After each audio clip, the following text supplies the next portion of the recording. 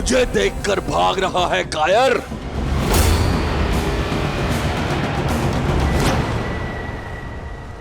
प्राण जाए फिर भी मैं आपसे युद्ध नहीं करूंगा भैया। अब प्राणों के सिवाय बचा क्या है तेरे पास कायर? अब तो राज्य भी मेरा और रूमा भी। अब मत रोकिएगा महाराज सुग्रीव।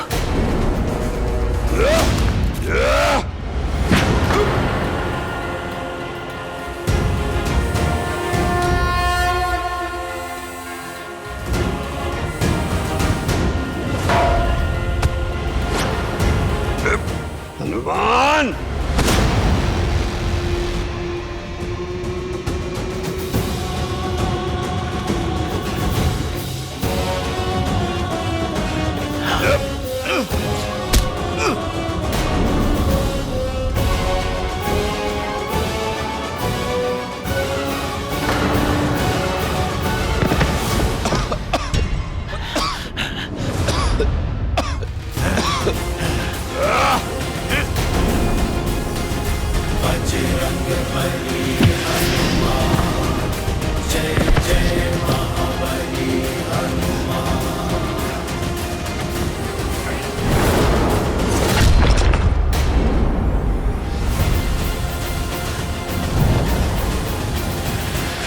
महाराज सुग्रीव, बस थोड़ा और निकट ही जाना है। आप ऋषिमुख पर्वत की सीमा तक जाओ।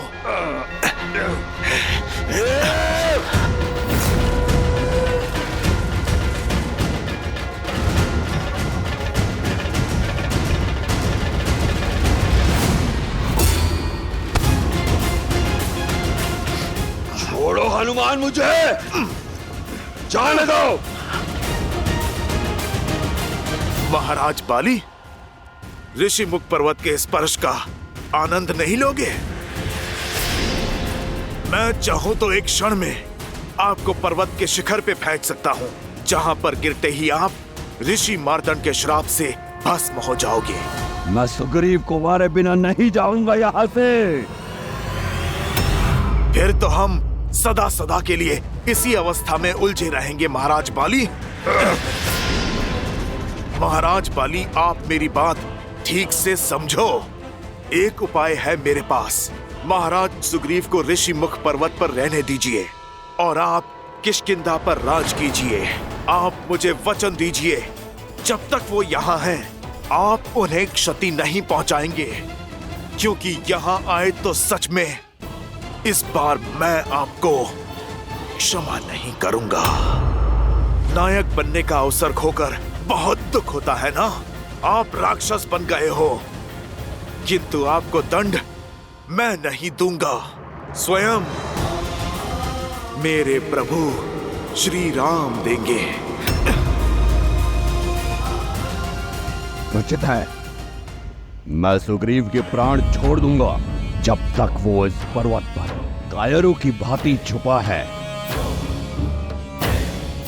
मैं उसका पीछा नहीं करूंगा। अति उत्तम। तो अब आप लौट जाएं और आपको मेरी चेतावनी स्मरण रहे, आप यहां दोबारा नहीं आएंगे। परंतु मेरी भी एक चेतावनी है, सुन लो। सुग्रीव ऋषिमुख पर्वत से नीचे नहीं आना चाहिए।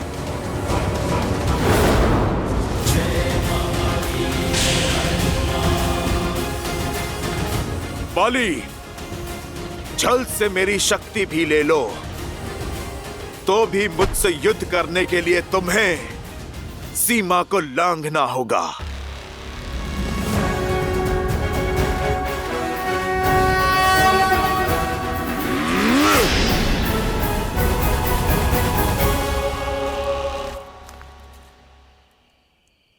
हनुमान। महाराज सुग्रीव, हम ऋषिमुख की सीमा में सुरक्षित आ चुके हैं।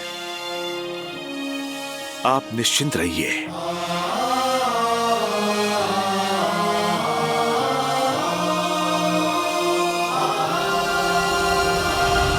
धन्यवाद हनुमान, तुमने जीवन दान दिया है मुझे। किंतु मेरा दुर्भाग्य देखो, मेरे अपने ही भाई ने मुझसे मेरी पत्नी, मेरा घर, मेरा राज्य सब छीन लिया। महाराज सुग्रीव, अधर्म का वृक्ष तेजी से पनपता है और उतने ही तेजी से काटा भी जाता है। बाली का नाश अवश्य होगा, क्योंकि धर्म के रक्षक मेरे प्रभु श्री राम आ रहे हैं। जय श्री राम। जय श्री राम। श्री रामचंद्र कृपालु भजु मन हरण भव भय दारुणम। नव कंज लोचन कंज मुख कर कंज पद कंजारुणम। सिया राम, सिया राम, सिया राम, सिया राम। आदर्श और मर्यादा की है ये कथा महापावनम। काट मद श्री से मिलाने श्रीमद् रामायणम। श्रीमद् रामायणम। सिया राम, सिया राम, सिया राम, सिया राम।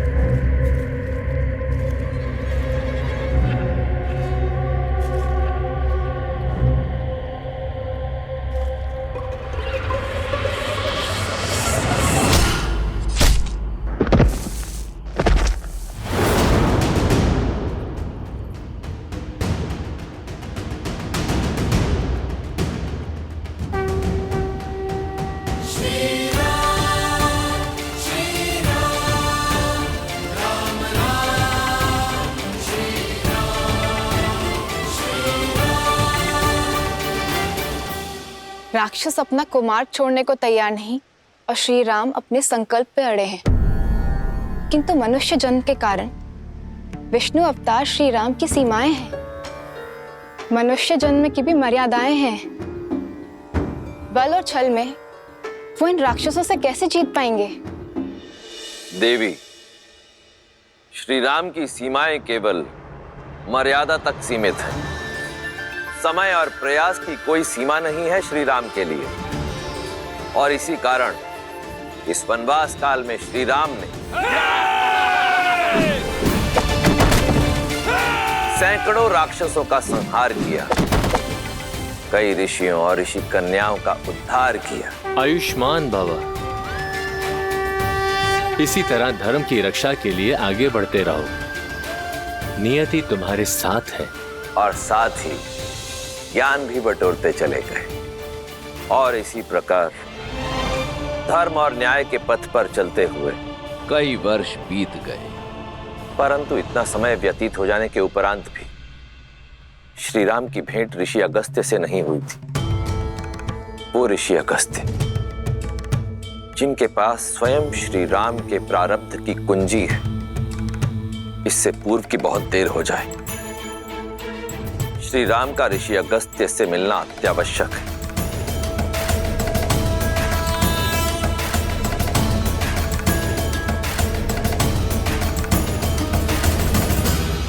लक्ष्मण जी। भैया क्या बात है, तुम व्यथित लग रहे हो? इस वन में भटकते हुए लगभग कई वर्ष बीत गए भैया, किंतु अब तक हमें वो वृक्ष नहीं मिला है जो हमें ऋषि अगस्त्य के स्थान तक ले जा सके। कभी कभी तो लगता है कि क्या सत्य में ऐसा कोई वृक्ष है भी, या ये बस एक कथा मात्र है? मधुमक्खी नहीं जानती लक्ष्मण कि जिन पुष्पों से वो रस इकट्ठा कर रही है उसका कण भी संसार में फैला रही है। हम पथिक है लक्ष्मण, और पथिक का कर्तव्य होता है बिना कर्म फल की इच्छा की अपने कर्तव्य पथ पर चलते रहना, बिना आस लगाए निरंतर प्रयास करते रहना। और फिर क्या पता, जिसे हम निरंतर खोज रहे हैं वो हमारे नेत्रों के सामने हो, बस हम उसे देख ना पा रहे हो।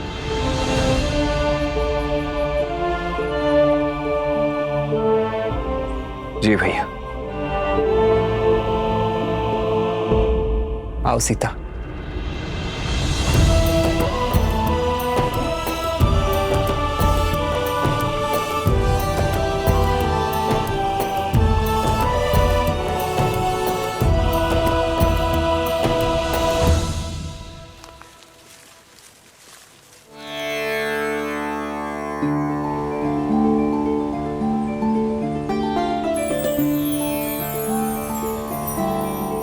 संध्या काल होने को है, आज रात्रि हमें यही विश्राम करना चाहिए। जी भैया।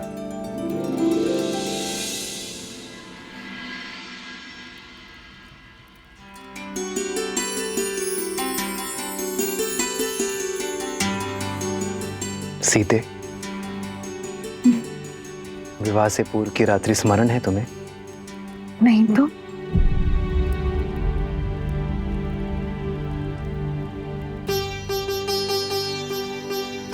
स्मरण उसे किया जाता है जिसे बुलाया जा सके, और मैं तो आज भी उसी क्षण में हूँ, उसे जी रही हूँ।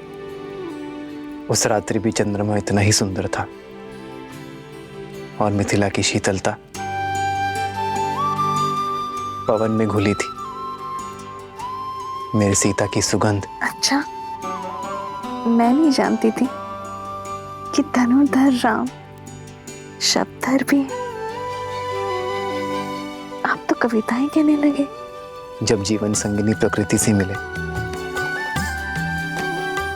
तो कोई भी कवि बन सकता है। राम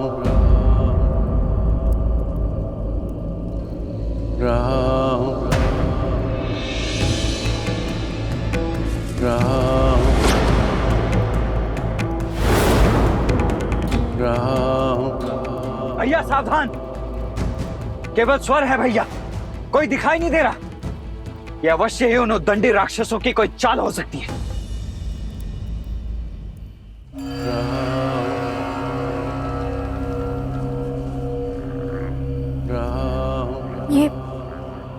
ये कैसी ध्वनि आ रहा है? जो भी है, शुभ तो नहीं है भाभी। ऐसा प्रतीत हो रहा है जैसे ये संपूर्ण वन वेदना के सागर में डूबा हुआ है।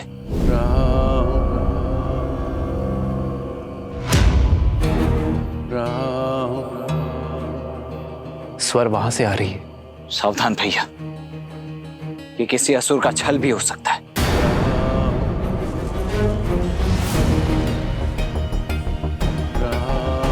भैया, वन में पग मैंने आपकी सेवा और सुरक्षा के लिए ही धरा है, इसीलिए आगे तो मैं ही चलूंगा।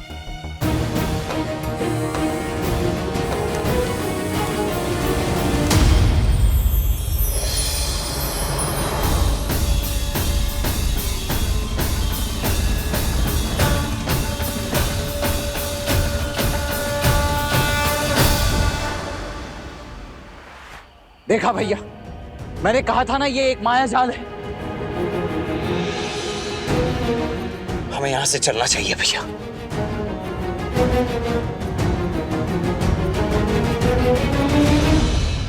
राम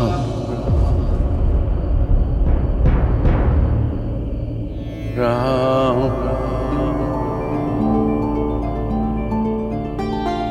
राम।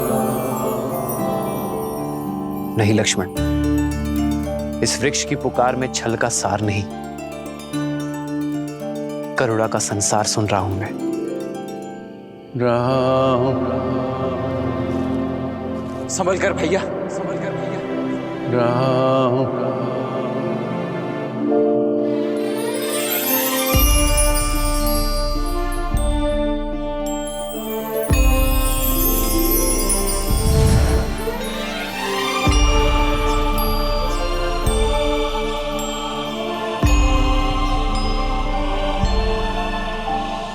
भैया, लगता है हमारी खोज संपन्न हुई।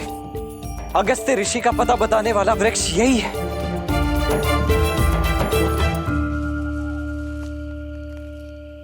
राम। किसी वेदना में हो मित्र?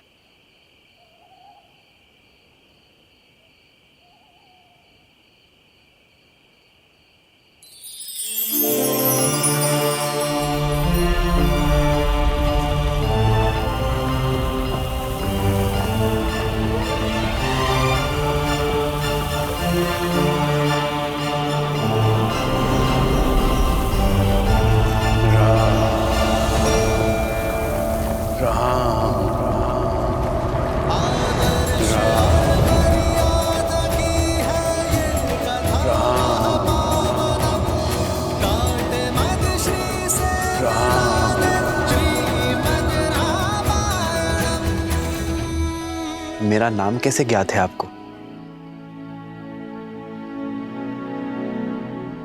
इस सुरक्षा कवच को भेद कर मुझ तक पहुंचने का सामर्थ्य केवल आपकी करुणा में है राम। सैकड़ों वर्ष बीत गए प्रतीक्षा में, आज मेरे सौभाग्य के द्वार खुल गए। प्रणाम। आपके शब्दों में ज्ञान का आधार दिख रहा है। कौन है आप? मैं सुतीक्ष्ण, ऋषि अगस्त्य का शिष्य हूं। महर्षि अगस्त्य के शिष्य?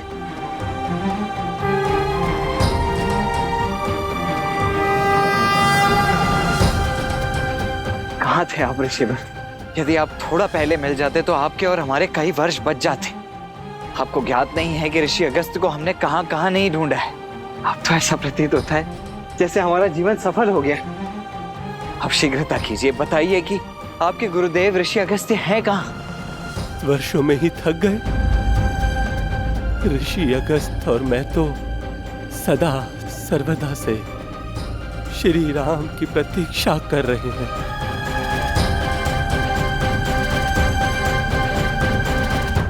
अंत किए देते हैं जी।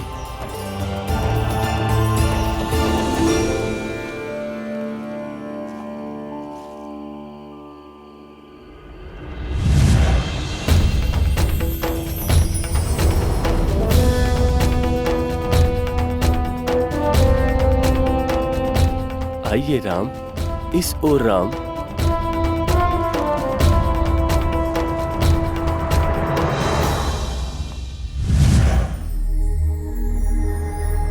देव ऋषि के आश्रम में आपका स्वागत है।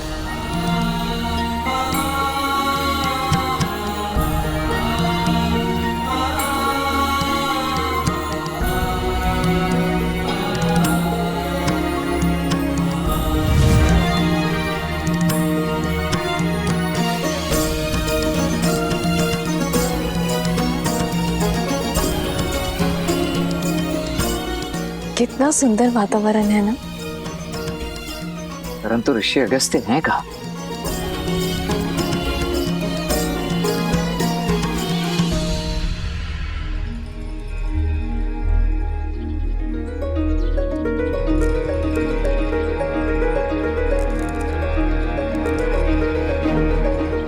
सामने देखो लक्ष्मण।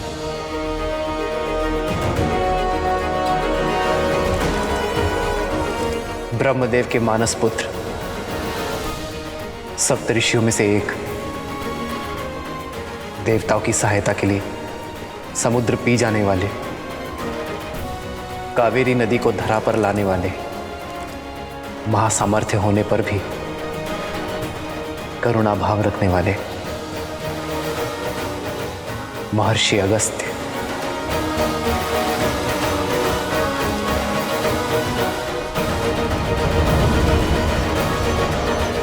आ गए राम।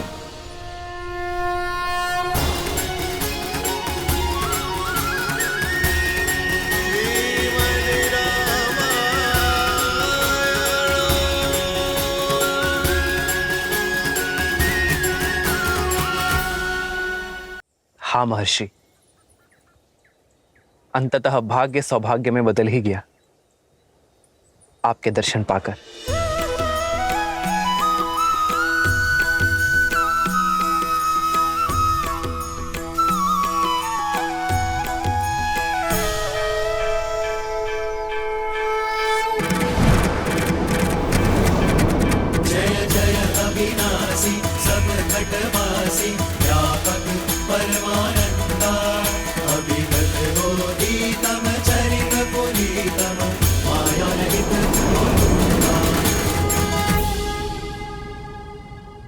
श्री राम श्री राम श्री राम श्री राम श्री राम श्री राम श्री राम। यशस्वी भव। मन कहता है वर्षों की प्रतीक्षा की सुखद अंत और मेरे श्री राम सदा के लिए यहीं रुक जाएं। पर मैं जानता हूं आपका उद्देश्य बहुत बड़ा है और उद्देश्य पूर्ण करने के लिए समय सीमित है। परीक्षा की घड़ी समीप है और आगे का मार्ग अत्यंत कठिन है। हर दिन धैर्य और बल क्षीण होता जाएगा। इसीलिए तो हम आपके पास आए महर्षि। मार्ग चाहे जितना कठिन हो, गुरु का मार्गदर्शन उसे सरल बना ही देता है। तुमने ठीक कहा राम, किंतु एक सत्य और है। तुमने अभी तक जितने भी राक्षसों का नाश किया है, लेकिन आने वाले मायावियों के समक्ष वे सभी बहुत तुच्छ हैं। खरदूषण के पापों का अंत कर तुम्हें महाबली राक्षस राज रावण से लड़ना होगा। यदि वो महाबली है तो हम भी रघुवंशी हैं।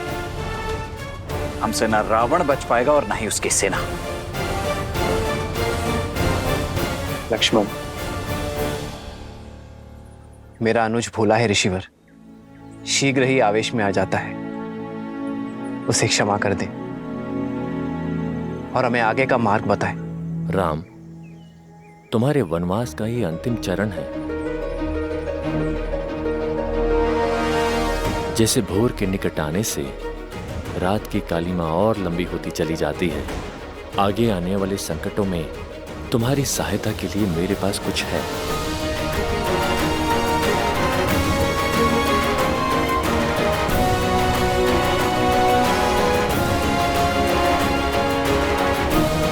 श्रीमद् रामायणम्। राक्षसराज, राक्षसराज, राम राम राम। महाकपाल, इतने बलशाली राक्षस होकर इतने व्यतीत राम राम राम कर रहे हो। मुख से और शब्द निकालोगे तब व्यथा समझ आएगी। वो राम दशरथ का पुत्र सहस्त्र राक्षसों का संहार करके हमारी ओर बढ़ रहा है। मर्यादा और धर्म का रक्षक राम ऋषि अगस्त से भेंट करने गया है। वही जो जन्म से बली है और कर्म से प्रखर। ऐसे में यदि वो दिव्य अस्त्र राम को मिल गया तो उसे कोई रोक नहीं पाएगा। मैं रोकूंगी।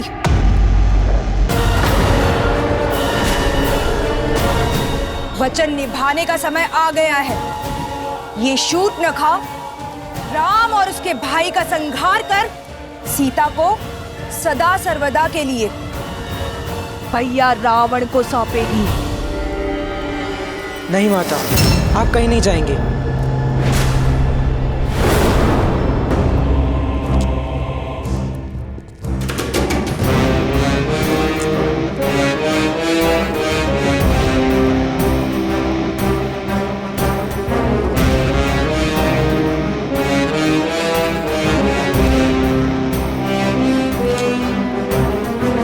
नहीं रुक सकती हूँ मैं पुत्र। मैं वचन दे चुकी हूँ शंभु। पुत्र के बड़ा होने के पश्चात यदि अगर माता को परिश्रम करना पड़े तो धिक्कार हो ऐसे पुत्र पर। आपके दिए गए वचन का दायित्व मैं उठाऊंगा माता। देखिए मुझे, अब मैं भोला भाला बालक शंभु नहीं रहा। मामा श्री खर और दुष्यंत ने मुझे माया युद्ध की हर एक चाल सिखाई। आप इतने वर्षों से प्रयास कर रहे उन दोनों वनवासियों भाइयों को मारने का आज प्रयास करने का अवसर मुझे दीजिए माता। विश्वास रखिए, उन दोनों वनवासियों को मारकर सीता को बंदी बनाने के लिए मैं अकेले ही पर्याप्त हूँ। बधाई हो शूर्पणखा।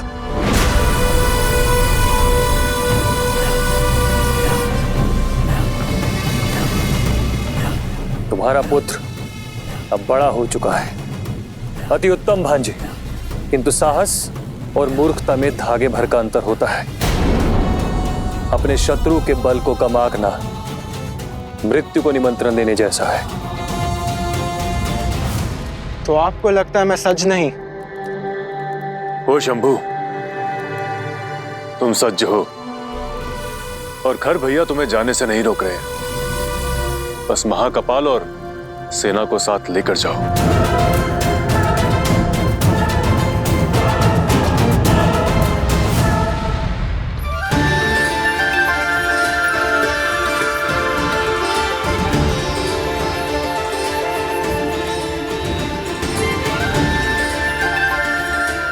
ये दिव्य खड़क तुम्हारा हुआ लक्ष्मण, कर्तव्य निर्वहन में उपयोगी सिद्ध होगा। इसकी धार के आगे कोई माया नहीं टिकेगी।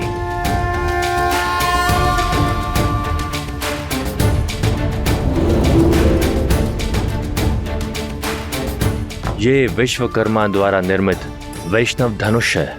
इसकी विशेषता यह है कि इसकी प्रत्यंचा पर चढ़ाया एक तीर अनेक तीर में गुणित हो जाता है।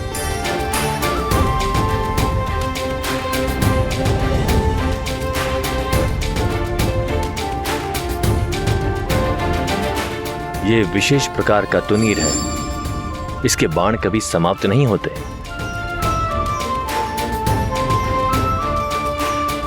धन्यवाद ऋषिवर। आपके आशीर्वाद और उपहार से मैं अपना धर्म निभाऊंगा। इस वन को राक्षसों के प्रकोप से मुक्त करूंगा। सीता, तुम सोच रही होगी कि मैंने तुम्हें कोई शस्त्र क्यों नहीं दिया। तुम्हारे पास तो इस संसार का सबसे अद्भुत और शक्तिशाली अस्त्र है। वो है राम के प्रति प्रेम और समर्पण। इससे तुम किसी भी पाप और किसी भी अधर्म को मिटा सकती हो। ऋषिवर, अब हमारा मार्गदर्शन कीजिए कि हमें किस मार्ग पर चलना चाहिए। ध्यान और धर्म का गण है पंचवटी। वहीं बसेगी राम और सीता की गृहस्थी।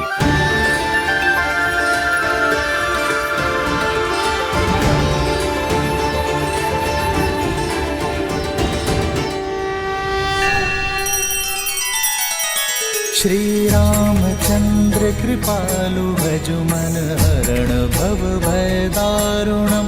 नव कंज लोचन कंज मुख कर कंज पद कंजारुणम। सिया राम, सिया राम, सिया राम, सिया राम। आदर्श और मर्यादा की है ये कथा महापावनम।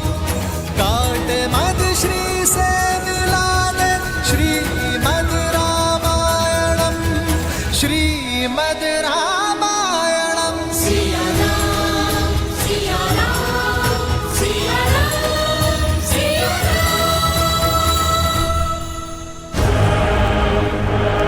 चाहो वो वनवासी मिले समाप्त करना उन्हें। हमें उन्हें अवसर नहीं, मेरी माता को भेज देनी है।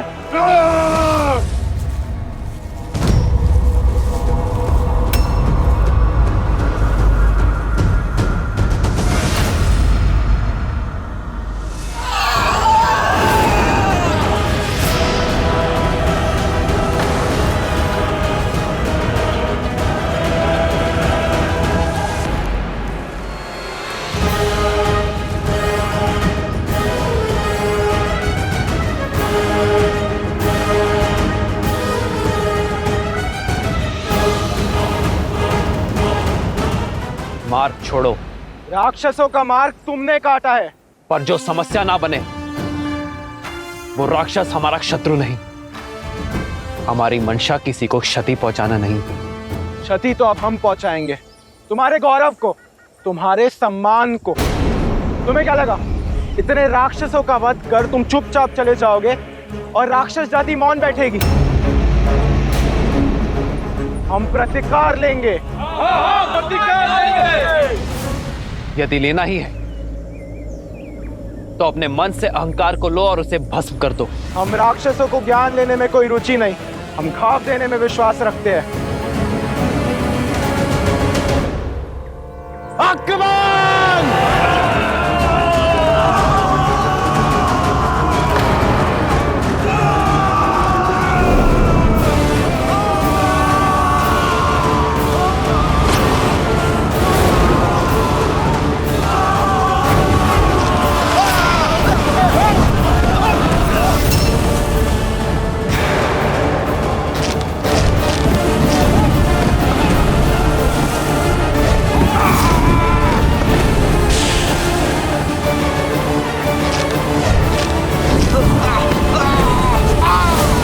ऋषि अगस्त्य की भेंट तो उनकी भांति अद्भुत है भैया। युद्ध का आनंद तो 2 गुना हो गया है। इनको बांट दो तो इनकी शक्ति बढ़ जाएगी। मैं बड़े को संभालता हूँ शंभु कुमार, आप उस छोटे को आहार बनाएं। बाकी सैनिक उस सुंदरी को घेरेंगे।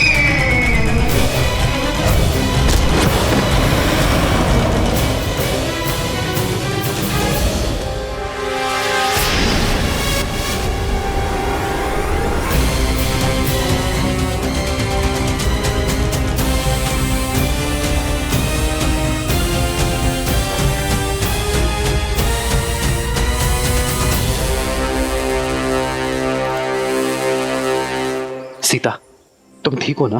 श्री राम और भैया लक्ष्मण के होते हुए मुझे कुछ नहीं हो सकता है।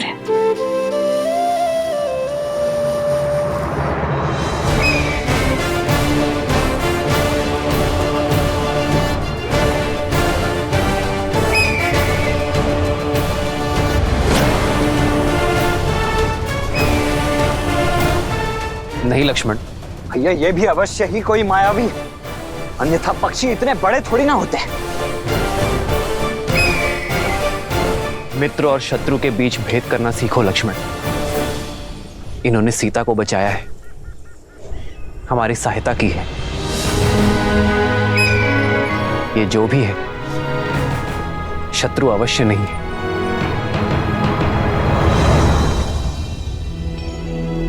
गिद्धराज से भेंट भई बहुविधि प्रीति बढ़ाई, गोदावरी निकट प्रभु रहे परन ग्रह छाई। आपने मुझे अपना ऋणी बनाया है, उसके लिए मैं आपका आभारी हूं। कृपया अपना परिचय देने की कृपा करें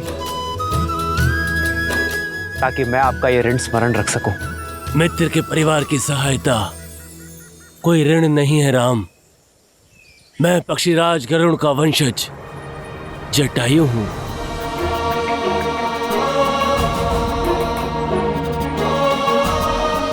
पक्षीराज जटायु? मैंने अपने पिताश्री अयोध्यापति महाराज दशरथ से आपके वीरता और मित्रता की कई कथाएं सुनी हैं अपने बालपन में। हमारा प्रणाम स्वीकार करें।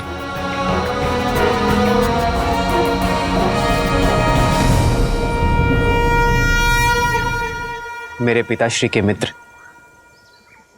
मेरे भी पिता तुल्य हुए आप हमारे लिए वंदनीय हैं पक्षीराज।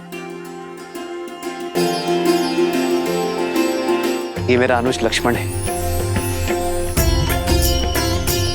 और ये मेरी धर्मपत्नी मिथिला की राजकुमारी सीता।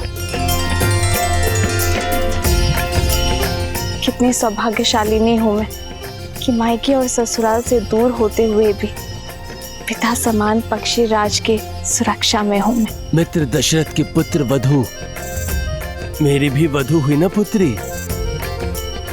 सदा सौभाग्यवती भव। किंतु आप तीनों इन राक्षसों से भरे घने वन में वनवासी भेष में क्यों घूम रहे हैं?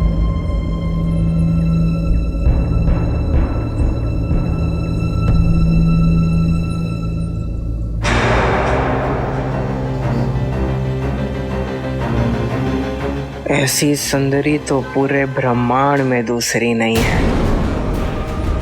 इन दोनों को मारने के पश्चात मामा रावण के लिए भेंट नहीं। माता इस भेंट से बहुत प्रसन्न होगी। ये मेरे लिए जीत का पुरस्कार बनेगी। कायरता की हर सीमा लांगी है तुमने। बिना उद्देश्य पूर्ति के लौट आए, वो भी अकेले। मेरे पुत्र शंभू कुमार की रक्षा के लिए गए थे ना, और उसे ही छोड़ा है।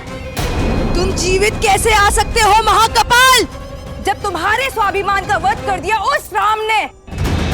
क्षमा प्रार्थी हूँ, किंतु क्या करता। पलक झपकते ही उन दोनों भाई और पक्षी ने हमारी सेना को ध्वस्त कर दिया। बड़ी कठिनाई से अपने प्राण बचा के सिर्फ आपको ये संदेश देने आया हूं कि शंभू कुमार को मैंने भागते हुए देखा है। प्रतीक्षा कीजिए, वो आता ही होगा। दशानन की बहन हूं, एक ही लहू दौड़ता है हम दोनों की धमनियों में। मैं प्रतीक्षा नहीं कर सकती हूं। मैं स्वयं जाऊंगी अपने पुत्र को ढूंढने।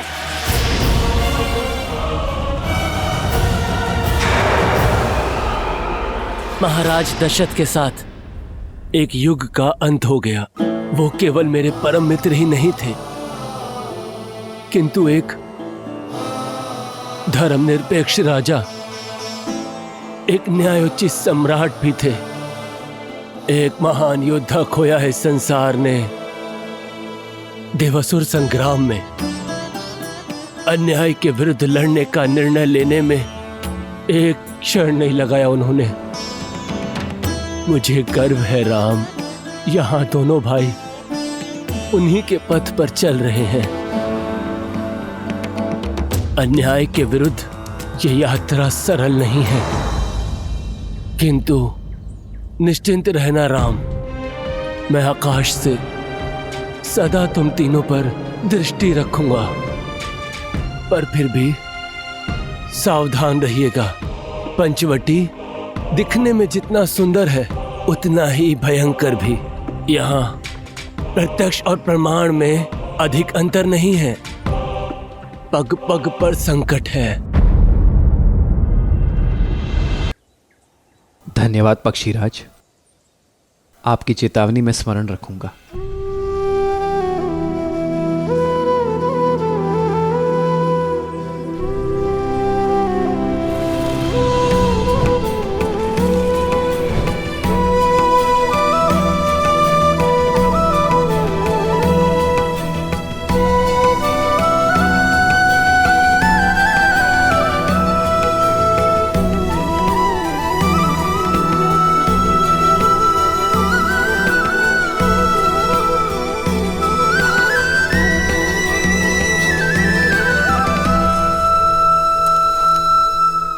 पर मैं सदा सजग रहूंगा।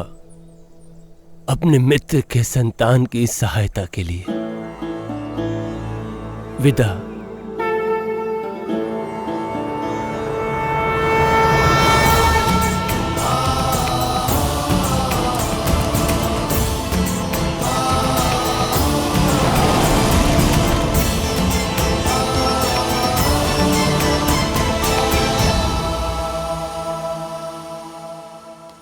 शंभू, कहाँ हो पुत्र? शंभू, शंभू कुमार।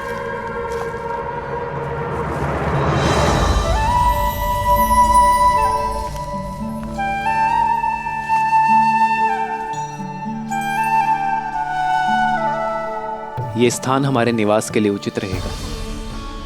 ये पथरीला पर्वत हमारी रक्षा करेगा। जैसी आपकी इच्छा भैया। मैं अभी यहाँ कुटिया बनाने की सारी तैयारियां आरंभ करता हूँ।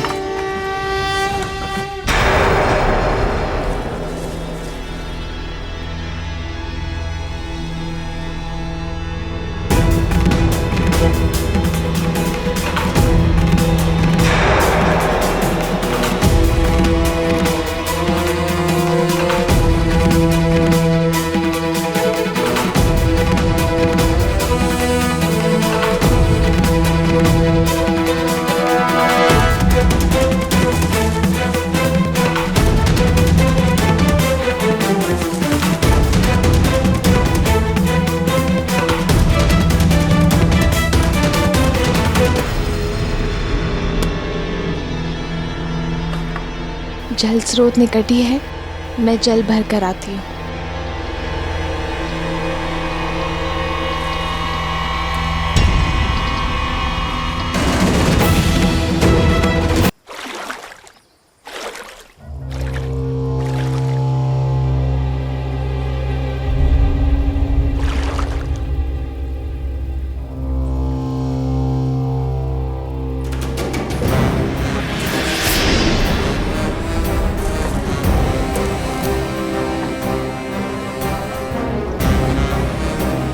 भाभी माँ,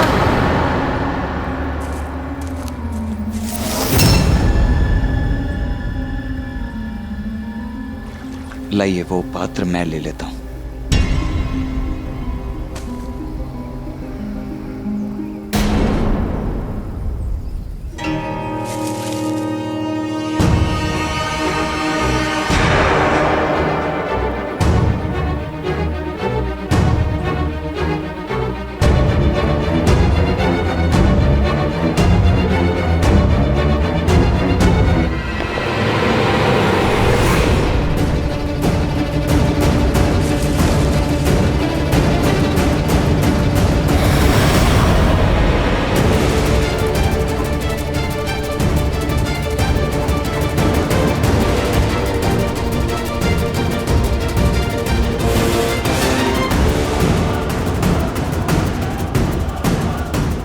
क्या देख रहे हो लक्ष्मण भैया?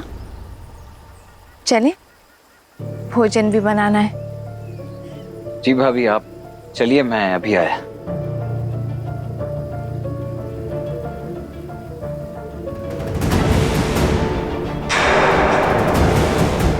पहले तो ये वृक्ष यहाँ नहीं था, अचानक यहाँ कैसे आया?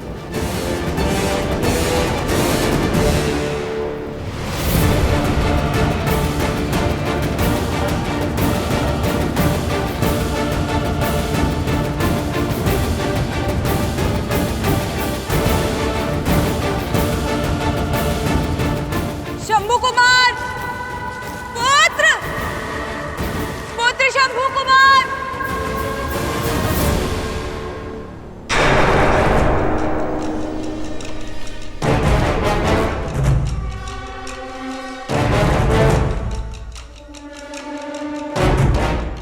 ये कैसा पेड़ है जिसकी जड़ें भूमि में नहीं है?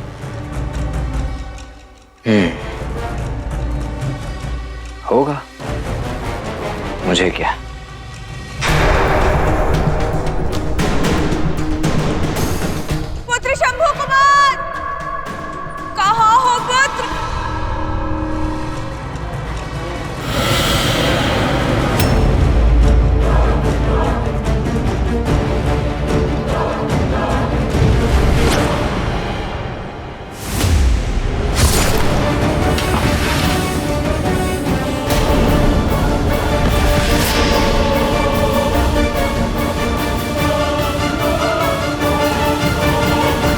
श्रीमद् रामायणम्।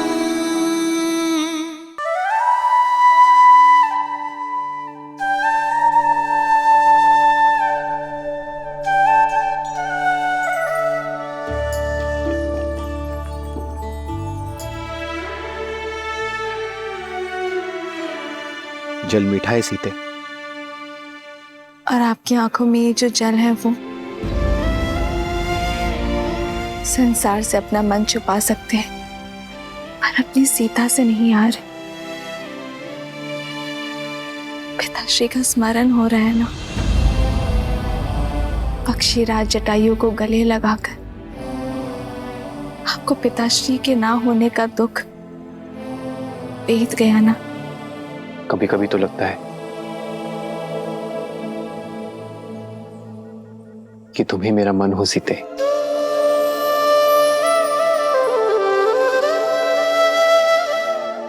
मेरे भीतर के सोच भाव, पीड़ा, आनंद,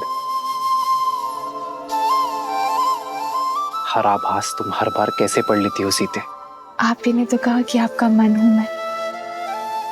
सीता श्वास भले ही इस शरीर से लेती हो, पर उसके हृदय में केवल राम बसे हैं यार।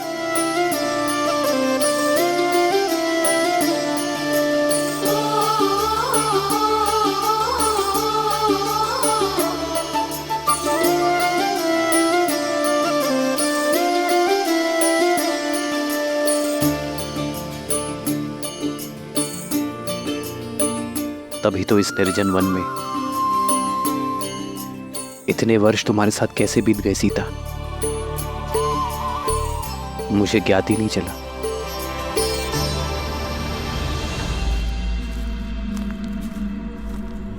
कहाँ हो?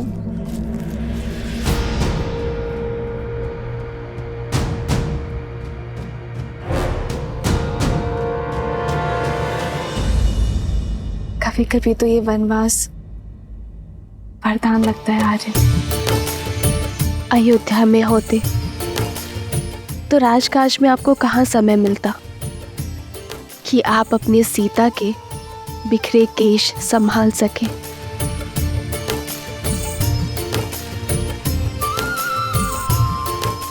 लाइए, अब मैं आपके केश संभाल देती हूँ।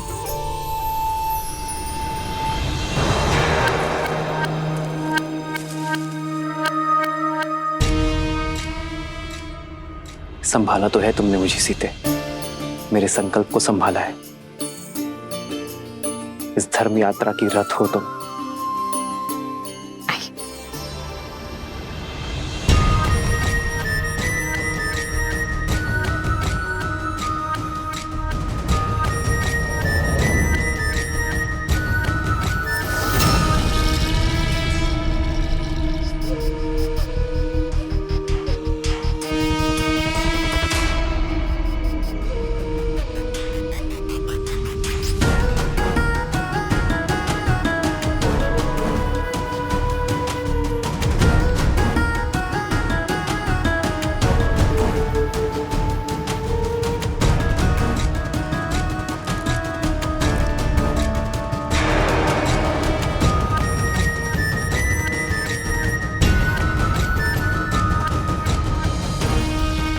कौन है ये दिव्य पुरुष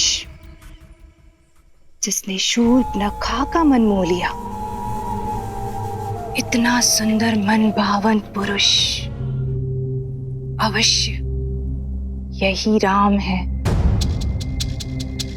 और ये सीता। जिस आशा से भैया ने मुझे दंडक में भेजा था, आज वो पूरी होती दिखाई दे रही है।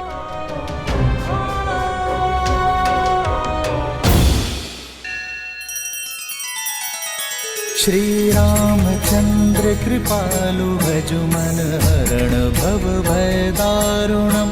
नव कंज लोचन कंज मुख कर कंज पद कंजारुणम। सिया राम सिया राम सिया राम सिया राम। आदर्श और मर्यादा की है ये कथा महाभारत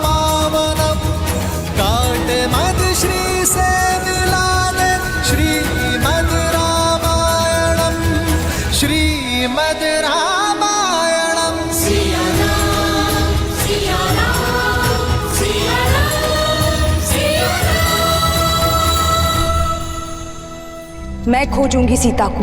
सीता पर केवल मेरे भाई लंकेश का अधिकार होगा। भैया को दिया वचन निभाने की घड़ी आ गई है। राम से सीता को सदा सर्वदा के लिए दूर कर दूंगी मैं। संध्या का समय, मैं भोजन बना लेती हूँ।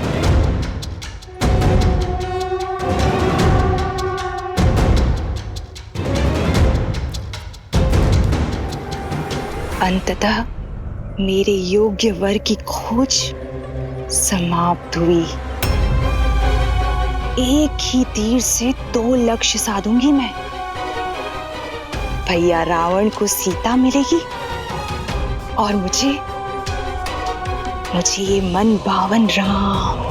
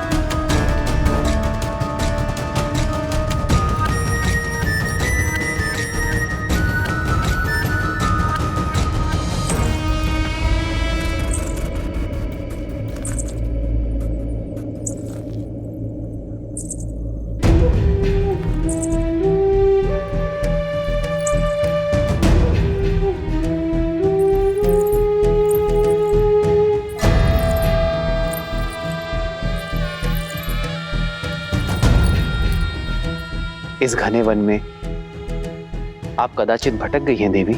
भटक तो मैं अब तक रही थी, किंतु अब मुझे मेरा लक्ष्य प्राप्त हो गया है।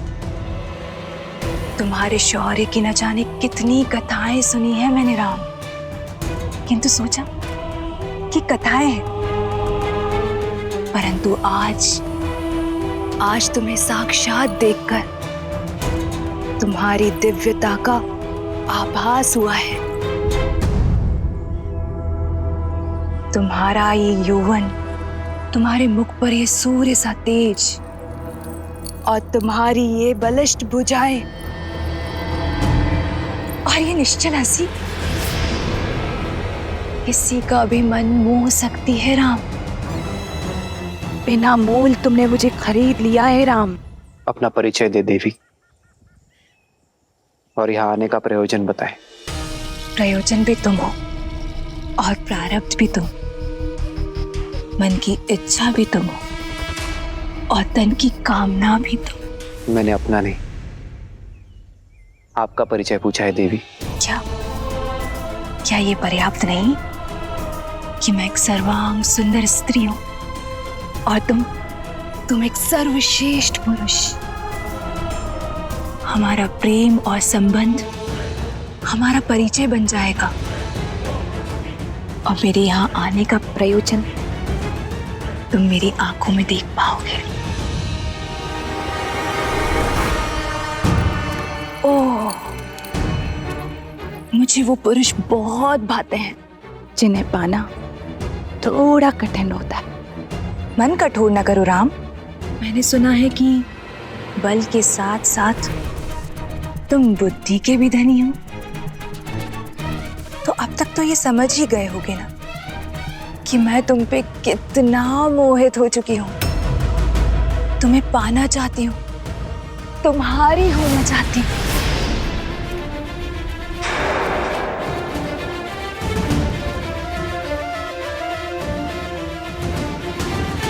मैं आपके प्रेम का अनादर नहीं करना चाहता, किंतु क्षमा करना, मैं आपके प्रेम का पात्र नहीं बन सकता। ऐसा न कहो राम। वर्षों की प्रतीक्षा के बाद मैंने किसी को स्वयं के योग्य पाया है। क्या कमी है मुझ में? क्यों तुम मुझे अपने योग्य नहीं समझते हो? आप में कोई कमी नहीं है देवी, किंतु मैं विवाहित हूं। अरे आप किससे बात?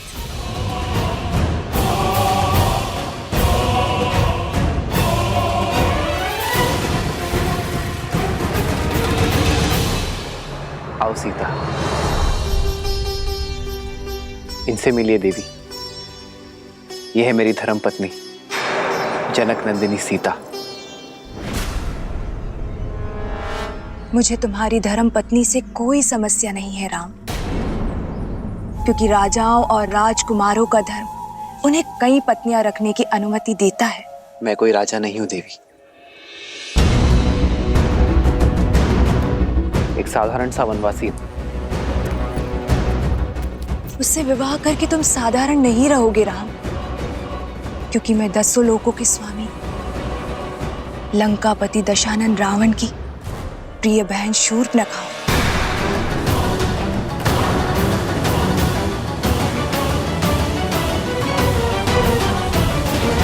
दंडकारण्य के राजा खर और दूषण भी मेरे भाई हैं। मुझसे विवाह करके तुम दंडक के राजा बन जाओगे और मैं बनूंगी तुम्हारी महारानी। और यदि तुम चाहो तो तुम्हारी इस सीता को मैं अपनी दासी का पद सौंप दूंगी। क्षमा करें देवी, मुझे राजपाट पद प्रतिष्ठा से कोई मोह नहीं है, अन्यथा मैं वनवास में नहीं होता। मेरी दशा समझे देवी।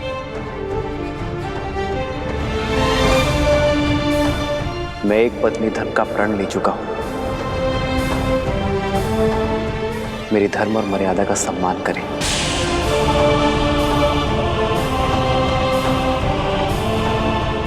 ऋतु स्नान से पवित्र एक स्त्री का प्रेम प्रस्ताव ठुकराना भी तो अधर्म है ना राम? क्या तुम ये पाप करोगे? अंतर है देवी। जीवन के 4 पुरुषार्थ में से धर्म काम से पहले आता है। यदि कोई कर्म धर्म संगत ना हो, धर्म की सीमा में ना हो, तो वो कर्म अधर्म और पाप का कारण बन जाता है। आपके प्रस्ताव में काम है देवी, और मेरी नाम है धर्म है। मैं यहाँ नीति और शास्त्र का पाठ पढ़ने नहीं आई हूं, मैं तो तुमसे विवाह करने आई हूं राम। भैया, जल ले आया।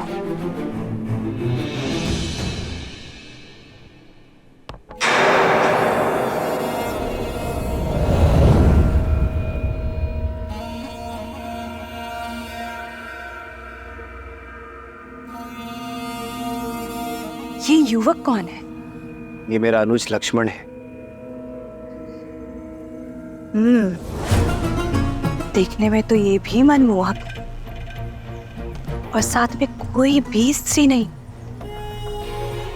इसे विवाह प्रस्ताव दे सकती हूँ ना? आप एक स्वतंत्र नारी हैं देवी, और लक्ष्मण एक स्वतंत्र पुरुष। प्रस्ताव देना आपकी इच्छा है, और उसे स्वीकार करना ना करना लक्ष्मण की।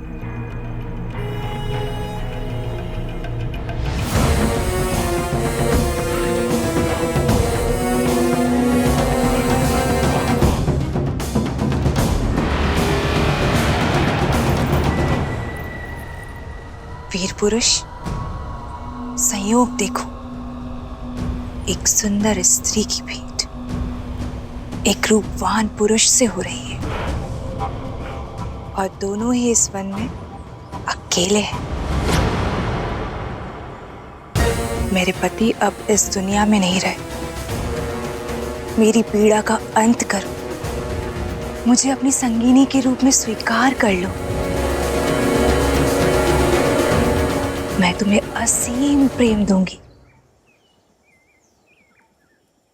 विचित्र प्रेम है आपका देवी।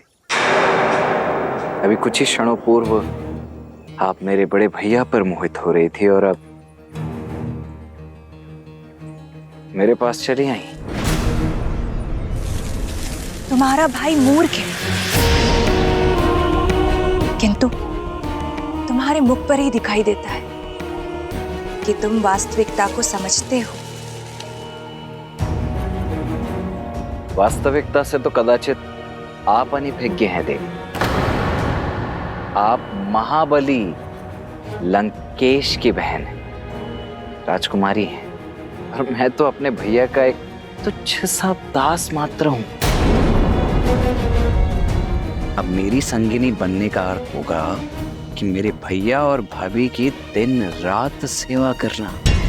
अब आप जैसी सुंदर राजकुमारी ऐसा करेंगी ये तो होगा नहीं, और आपको ऐसा करते देख मैं पाऊंगा नहीं। इसीलिए यदि आज्ञा लेनी है तो स्वामी से लीजिए, दास से नहीं।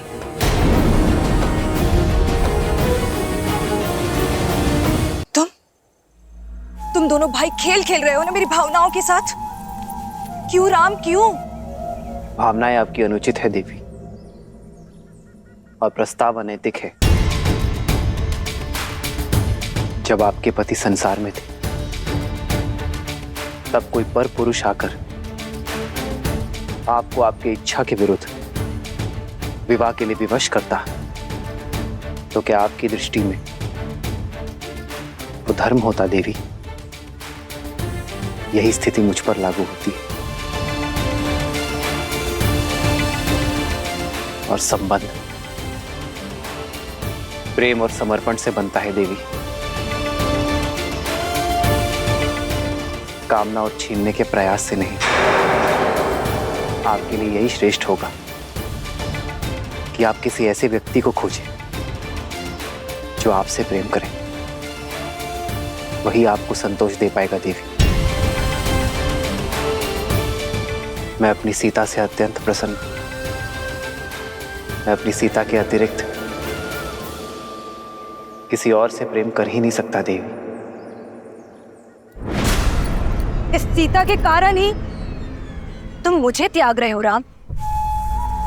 क्या है इसमें? एक साधारण सी स्त्री जो कल वृद्ध हो जाएगी, उसका रूप और यौवन सब कुछ खो देगी, किंतु मैं माया की स्वामिनी हूं। मेरा शरीर सदा रूपवान और यौवन से भरा हुआ रहेगा।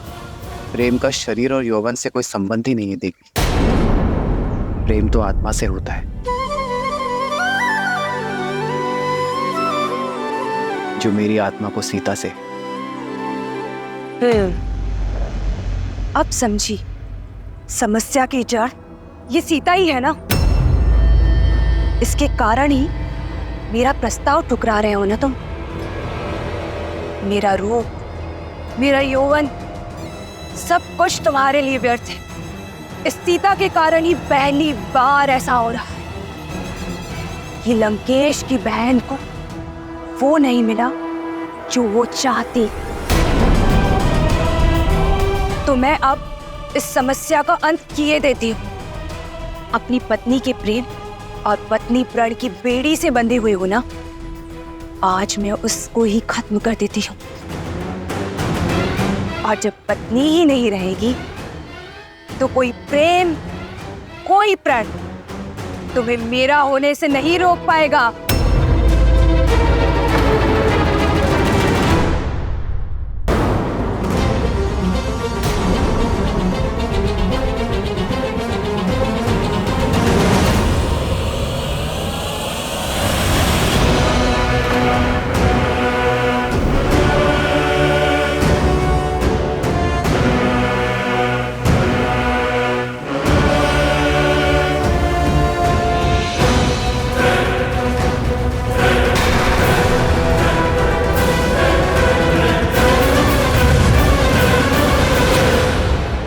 दुष्ट राक्षस है सीते। नहीं भैया लक्ष्मण, स्त्रीवध का महापाप मत लीजिए।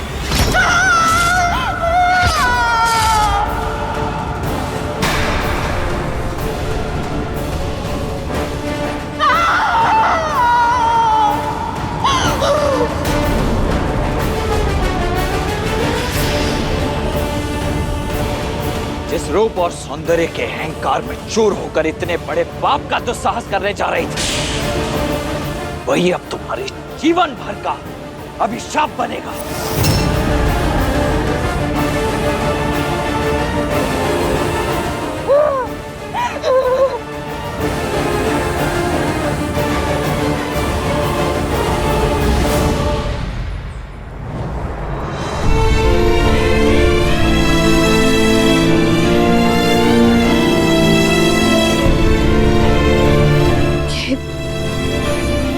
ये उचित नहीं हुआ है। एक स्त्री के सम्मान पर प्रहार हुआ है, इसका मूल्य हमें चुकाना ही होगा। ताड़कावध से पूर्व गुरु विश्वामित्र ने भी कहा था, स्त्री हो या पुरुष, जो कोई भी धर्म की सीमा लांघ दूसरे के कष्ट का कारण बने, उसे दंड तो अवश्य मिलना ही चाहिए। सीता, लक्ष्मण ने जो कुछ भी किया तुम्हारे प्राण बचाने के लिए किया। शूर्पणखा को उसके कर्मों का फल मिला। जब मनुष्य अपने रूप और शक्ति के कारण अनुचित कार्य करता है, अधर्म करता है या औरों को अधर्म करने को प्रेरित करता है, तो उसे उसका दंड अवश्य मिलता है। सीता, जिस रूप और पद के गर्व के कारण शूर्पणखा ने यह पाप किया, उसका छिन जाना ही उसका फल है। सीता, परंतु उस पर जो प्रहार हुआ हमारा कर्म था। रे अपने कर्मों से तो हम विमुख हो ही नहीं सकते सीते, उसका फल तो अवश्य मिलेगा, किंतु उसका सामना हम एक साथ करेंगे।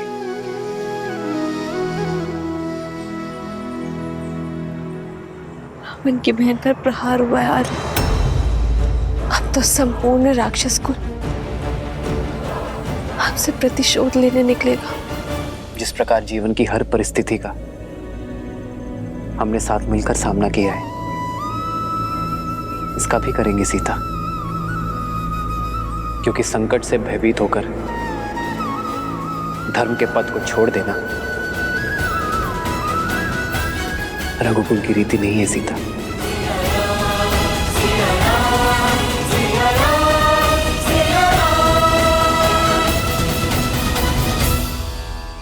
श्रीमद् रामायणम्।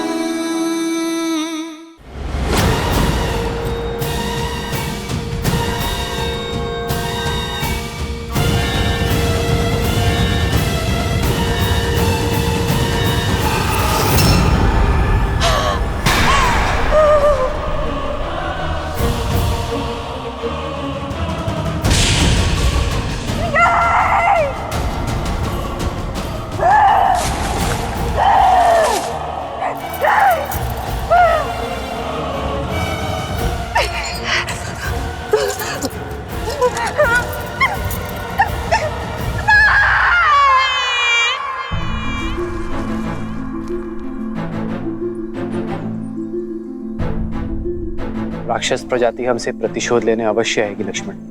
हमें शीघ्र अतिशीघ्र यहाँ एक गुफा का निर्माण करना होगा, ताकि मैं पंचवटी में इनका सामना कर सकूं और सीता यहाँ सुरक्षित रहे। आप क्यों भैया? रक्षक का धर्म तो मेरा है, इसीलिए इन राक्षसों का सामना भी मैं ही करूंगा। आप यहाँ भाभी माँ के साथ रहिए। तुम्हारे सामर्थ्य पर तनिक भी संदेह नहीं है मुझे लक्ष्मण, तभी तो संसार में सबसे अमूल्य, सबसे महत्वपूर्ण सीता की सुरक्षा का दायित्व मैंने तुम्हें सौंपा है।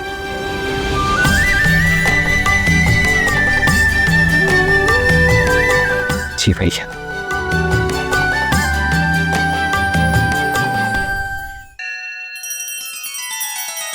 श्री रामचंद्र कृपालु भजु मन हरण भव भय दारुणम।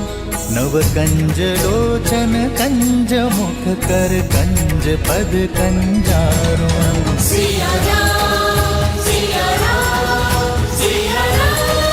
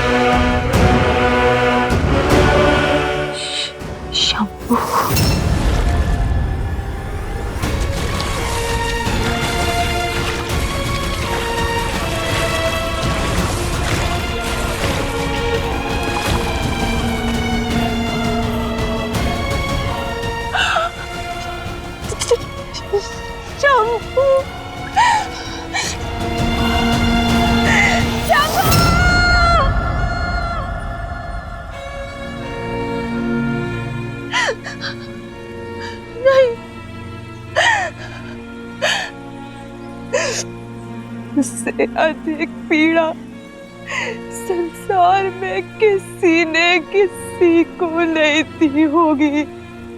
राम,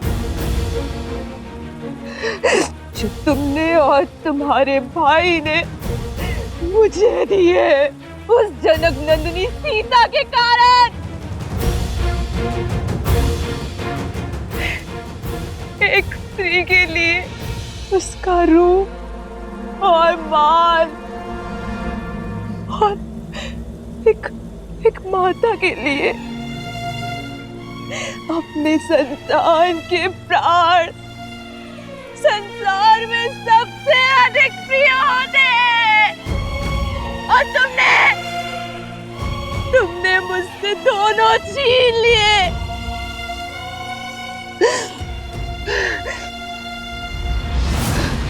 नहीं छोड़ूंगी, नहीं छोड़ूंगी। राम, सीता, लक्ष्मण, इस प्रहार का प्रतिकार लेगी ये शूर्पणखा, जो मेरी आंखों में आंसू भी नहीं देख सकता।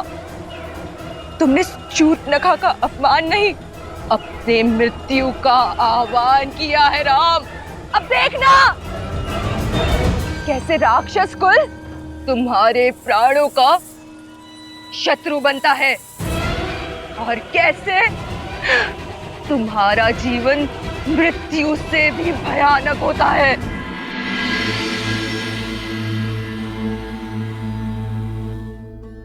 ये कैसा विरोधाभास है महादेव? एक और श्री राम शापित अहिल्या का उद्धार करते हैं, राक्षसी ताड़का को मां कहकर पुकारते हैं, और वहीं दूसरी ओर शूर्पणखा के साथ इस घटना का समर्थन भी करते हैं। उसे क्षमा क्यों नहीं किया दीन दयालु श्री राम ने? क्योंकि कुछ अपराध ऐसे होते हैं देवी, जिनके लिए क्षमा नहीं, सीख देना आवश्यक होता है। आपको धूम्रलोचन तो स्मरण होगा, वो असुर जिसने स्वयं आपके समक्ष भी ऐसा ही कुप्रस्ताव रखा था। आपने उसे एक फूंक मारकर भस्म कर दिया था। रक्त बीज, जिसके रक्त की एक बूंद भी आपसे छूटने ना पाई थी, क्योंकि प्रहार तब भी एक स्त्री के सम्मान पर हुआ था, पति और पत्नी के पवित्र संबंध पर हुआ था। और श्री राम, वो तो संसार को आदर्श और मर्यादित जीवन की विधि सिखाने के लिए ही आए हैं। ऐसे में संसार को यह सीख देना भी अत्यावश्यक हो जाता है कि यदि किसी ने कुमार्ग को अपनाया तो उसे दंडित भी किया जाएगा। दंड स्वरूप शूर्पणखा की नाक काटी गई, उसके रूप के अभिमान को मिटाने के लिए उसके कानों को भंग किया गया, क्योंकि श्री राम द्वारा बार बार धर्म की बात समझाने पर भी वो उसे अनसुना कर रही थी। आप स्वयं विचार कीजिए देवी, शूर्पणखा को उसकी वासना और कामुकता की भावनाओं ने इस सीमा तक ग्रसित कर दिया कि वो ये भूल ही गई कि वो वहां अपने पुत्र को ढूंढने गई है। और जब किसी व्यक्ति की वासना उसे उसके उद्देश्य से भटकाकर कुमार्ग की ओर अग्रसर कर दे, किसी अन्य के पवित्र संबंध को मलिन करने की प्रेरणा दे, तो उसका यही परिणाम होता है।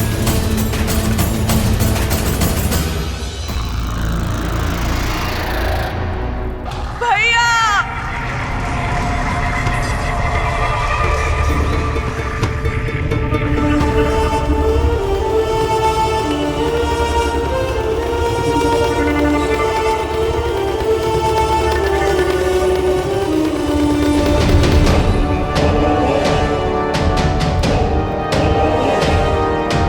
शूर्पणखा बहन, भैया,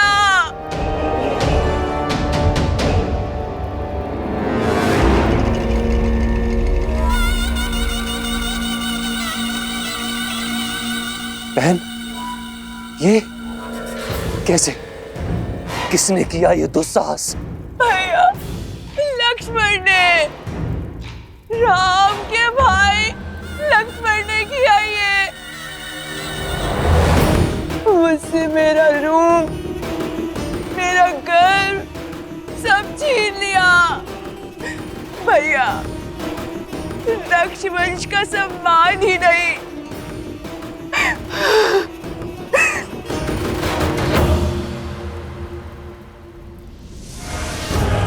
मेरे पुत्र के प्राण भी ले लिए भैया।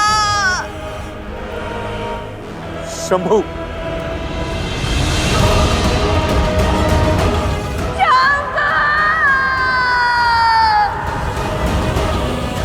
वनवासियों का इतना दुस्साहस, इसका मूल्य चुकाएंगे वो। अपना प्रतिशोध पूरा होते देखोगी तुम बहन। ऐसी मृत्यु देंगे उन वनवासियों को कि भय का दूसरा नाम दंडकारण्य भी भयभीत हो उठेगा। उचित कहा दूषण, किंतु उससे पूर्व शंभू की अंत्येष्टि करनी होगी।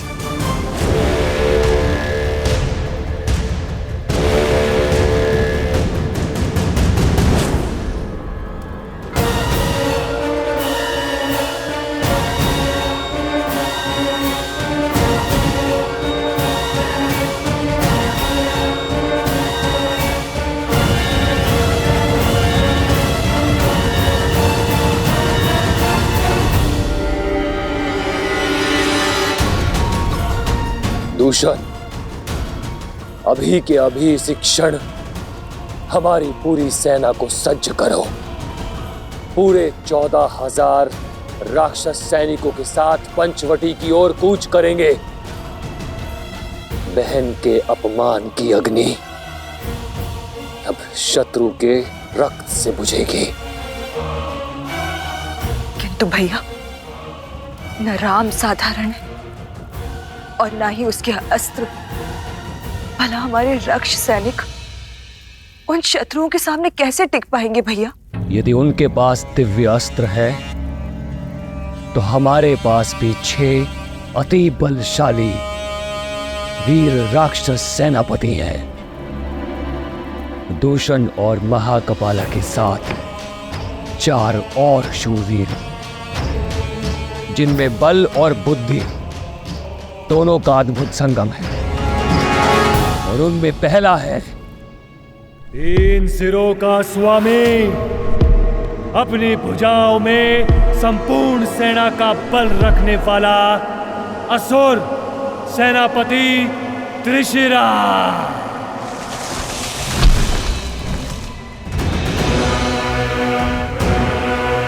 दूसरा छल, बल और युद्ध कौशल का धनी, निपुण, निर्भीक, महापराक्रमी रामदेव।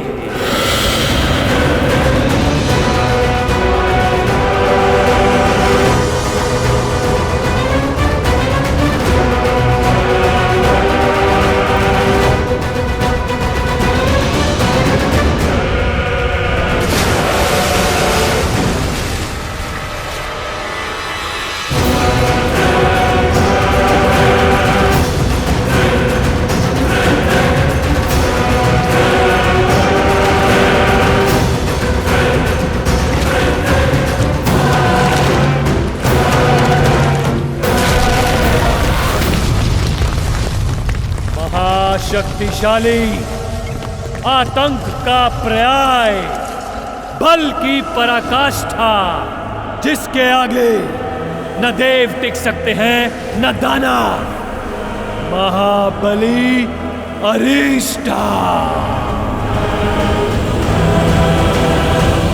और सबसे शक्तिशाली अस्त्र, कुटिलता में पारंगत, दया से दूर, बल से भरपूर, अनेकों बार इस धरा को संतों के रक्त से रंगने वाला परम प्रतापी स्तुलक्षा। जिनके वार से देवता भी नहीं बच सकते, उनके प्रहार से वो तुच्छ मानव कैसे बचेंगे? मनुष्य शरीर 5 तत्वों से बना है और हमारे 6 वीर सेनापति राम और लक्ष्मण का हर अंग भंग कर देंगे, आत्मा तक को नष्ट कर देंगे उनकी।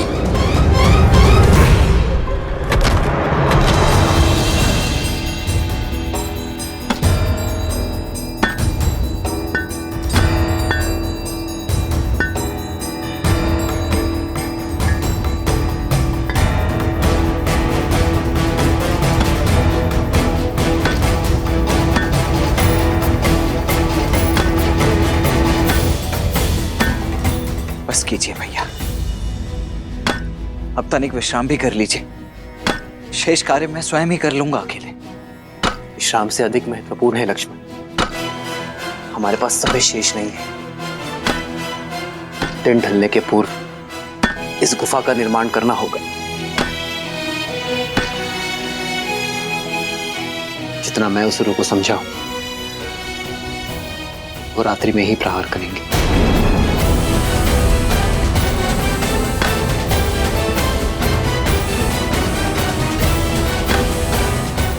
जो आ गया भैया।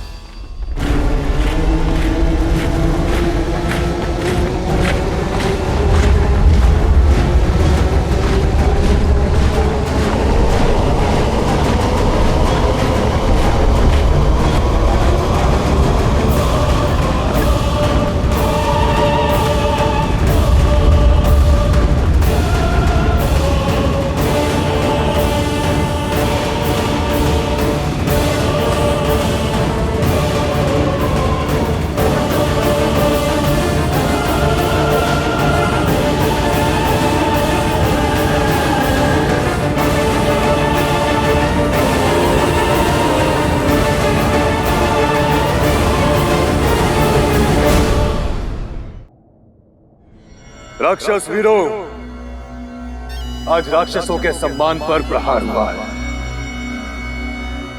तो तुच्छ वनवासियों ने हमारे बल को ललकारा है, हमारे शौर्य को चुनौती दी है।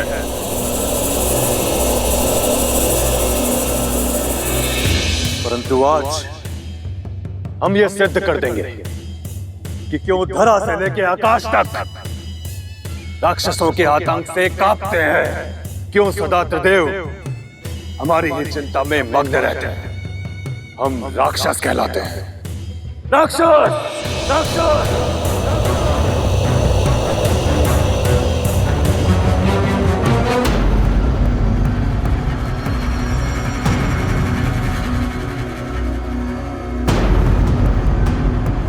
मेरे 6 वीर सेनापति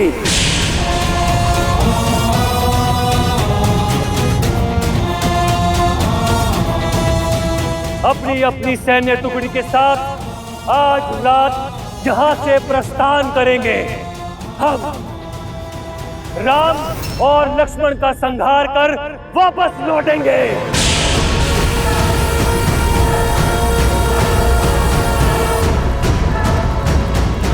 और इस द्वंद्व में हमारा पुरस्कार होगी ब्रह्मांड सुंदरी सीता।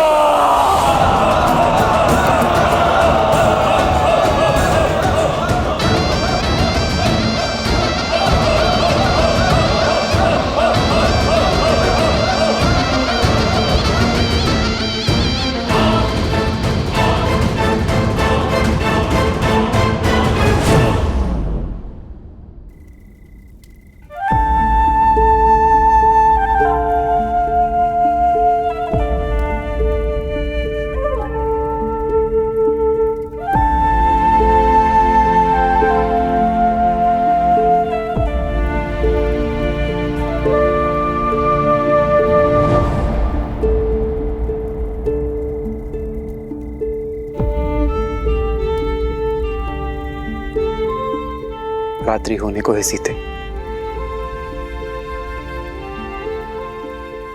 तुम लक्ष्मण द्वारा सुरक्षित इस गुफा में है ना? मैं पंचवटी में आने वाले संकट की राह देखूंगा। ये सब मेरे कारण हो रहा है ना आर्य? हाँ, संसार के दुष्टों के संहार का कारण हो तुम सीता। और ये गर्व की बात है।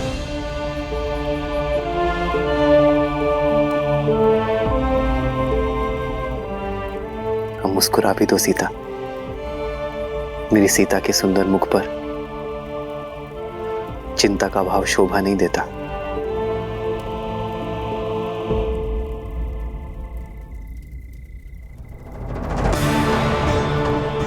जानती हूँ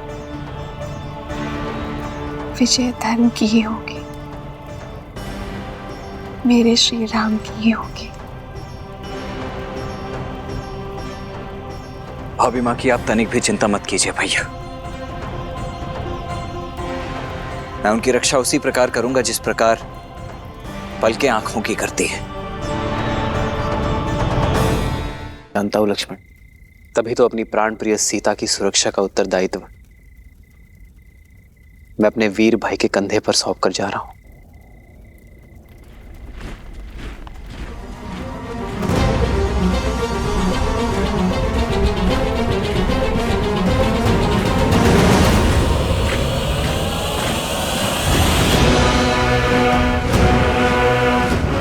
भैया, प्रतीत होता है इस बार राक्षस अपने संपूर्ण सैन्य दल के साथ आ रहे हैं। युद्ध में शौर्य देखा जाता है लक्ष्मण,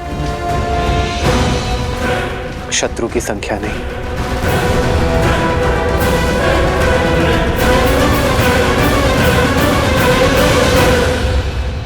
आर्य,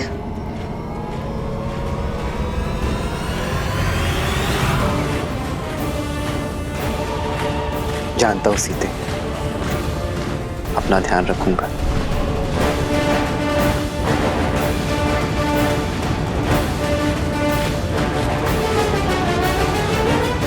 लक्ष्मण,